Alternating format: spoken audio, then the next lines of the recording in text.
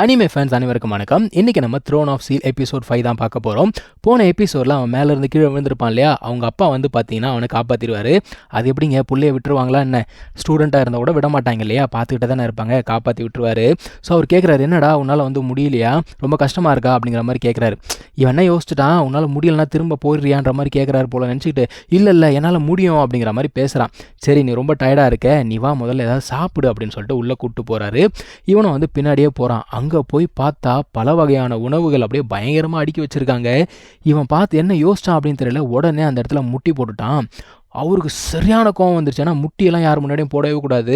அவர் என்ன கேட்குறாரு, உனக்கு இந்த பழக்கம் எங்கேருந்து வந்தது, யார் உனக்கு இதை சொல்லி கொடுத்தது, நீ என்ன அடிமையாக இருக்கிறதுக்கு நான் உனக்கு ட்ரைனிங் கொடுத்துருக்கேன், எவ்வளோ தைரியம் தான் நீ இந்த மாதிரி முட்டி போடுன்னு சொல்லிட்டு பயங்கரமாக கத்த ஆரம்பிச்சிடறாரு.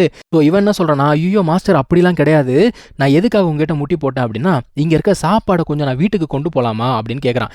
எதுக்கு அப்படின்னா, எங்கள் அம்மா இந்த மாதிரி நல்ல சாப்பாடெல்லாம் சாப்பிட்டதே கிடையாது, அவங்க பாவம் வாழ்க்கையில் ரொம்ப கஷ்டப்பட்டுருக்காங்க அப்படின்னா அவங்க அப்பா டோட்டலாக ஆஃப். அவன் என்ன சொல்கிறான், எங்கள் அம்மா வந்து இந்த மாதிரி நல்ல சாப்பாடெல்லாம் சாப்பிட்டதே கிடையாது, அவங்க வந்து மற்றவங்களோட துணியெல்லாம் துவைச்சி என்னை வந்து அவங்க காப்பாற்றிட்டு இருக்காங்க அப்படின்னு. அவங்க அப்பா கேட்குறாரு, அப்போ இத்தனை வருஷமாக நீ வந்து இவ்வளோ கஷ்டப்பட்டுட்டு இருந்தியா அப்படின்னு கேட்குறாரு.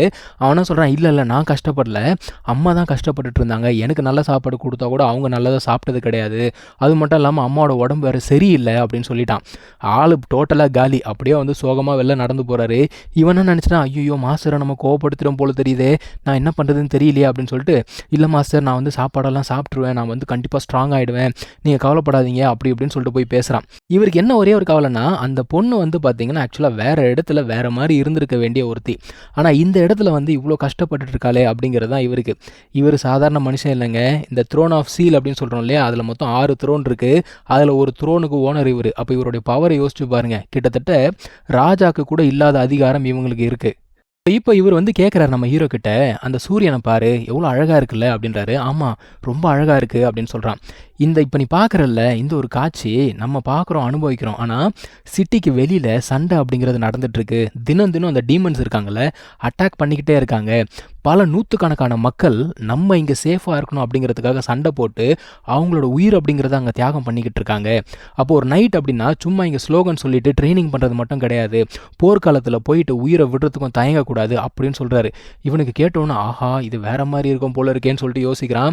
சரி மாஸ்டர் நீங்கள் சொல்கிறது கரெக்டாக தான், நான் கண்டிப்பாக வந்து ஸ்ட்ராங் ஆகிடுவேன், ஒரு டிமென்ஷன் விட மாட்டேன் அப்படின்னு சொல்கிறான். அந்த டைமில் அவங்க அப்பா என்ன பண்ணுறாருன்னா, அவனை வந்து ஒரு ஸ்பேஸ்க்கு கொண்டு போகிறாரு. அதாவது அவர்கிட்ட ஒரு மோந்திரம் இருக்குது. அந்த மோந்திரத்தில் வந்து பார்த்திங்கன்னா ஏகப்பட்ட டெக்னிக்ஸ் அப்படிங்கிறது இருக்குது. அது ஒரு ரூம் மாதிரி இருக்கும். அந்த ரூம்குள்ளே போகிறாங்க. இவன் கேட்குறான், இது என்னது, என்ன இடம் இது அப்படின்னு கேட்குறான். ஸோ இவரை மாதிரி பெரிய ஆட்கள்லாம் இருக்காங்க பார்த்தீங்களா, பெரிய பெரிய ஃபேமிலியை சேர்ந்தவங்க, ரொம்ப பவர்ஃபுல்லான பீப்புள், அவங்க எல்லாருக்கிட்டையுமே இந்த மாதிரி ஒரு ரிங் அப்படிங்கிறது இருக்கும். அவங்க வந்து ஒருத்தரை சூஸ் பண்ணி அந்த ரிங் அப்படிங்கிறத கொடுப்பாங்க. இதில் ஏகப்பட்ட டெக்னிக்ஸ் அப்படிங்கிறது இருக்கும். அதாவது ஒரு ஸ்கூலில் சொல்லி கொடுக்குற டெக்னிக்ஸ்லேருந்து இவங்களா ஒரு சில சீக்ரெட் டெக்னிக்ஸ் எல்லாம் கண்டுபிடிச்சிருப்பாங்க இல்லையா, அந்த டெக்னிக்ஸ் வரைக்கும் எல்லாமே இங்கே ஸ்டோர் ஆகிருக்கும். ஸோ அங்கே கார்ட்ஸ் மாதிரி இருக்கும். அந்த கார்டை தொட்டால் அந்த கார்டில் இருக்க டெக்னிக் அப்படிங்கிறது ஆக்டிவேட் ஆகும். அது எப்படி செய்யணும் அப்படிங்கிறதும் இதில் சொல்லிக் கொடுப்பாங்க. சரிங்களா?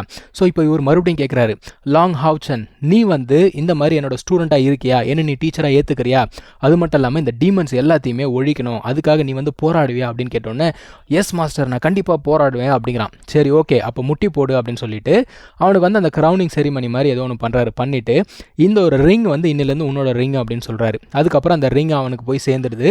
ஸோ இப்போ என்னன்னா, இவனுடைய லெவலுக்கு ஏற்ற மாதிரி தான் அங்கே இருக்க டெக்னிக்ஸ் அப்படிங்கிறது ஆக்டிவேட் ஆகும்.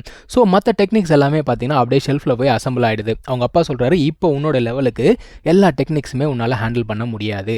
ஸோ உன்னால் எந்த டெக்னிக் அப்படிங்கிறத ஹேண்டில் பண்ண முடியுமோ அதை நீ சூஸ் பண்ணி ப்ராக்டிஸ் பண்ணு அப்படின்னு சொல்லிட்டு ஒரே ஒரு டெக்னிக் அவங்கள சூஸ் பண்ணுறாங்க. ஸோ அந்த டெக்னிக்கை அவங்க அப்பா என்ன பண்ணுறாரு, டெமான்ஸ்ட்ரேட் பண்ணி காட்டுறாரு. இது இருக்கிறதுலே பேசிக்கான டெக்னிக்கு. ஆனால் அவருடைய டெமான்ஸ்ட்ரேஷனில் பார்த்தீங்கன்னா அங்கே இருக்கக்கூடிய ஒரு மலையே வந்து பொழந்துருது. இருக்க மொத்த மரமும் வந்து பார்த்தீங்கன்னா பீஸாக போயிடுது. அவன் அப்படியே பார்க்குறான், ஆஹா என்னடா இந்த மனுஷனோட ஸ்ட்ரென்த் இப்படி இருக்கே அப்படிங்கிறான். அதுக்கப்புறமா அவர் என்ன சொல்கிறாருன்னா, 3000 முறை நீ ஒவ்வொரு நாளும் இதை ப்ராக்டிஸ் பண்ணணும்.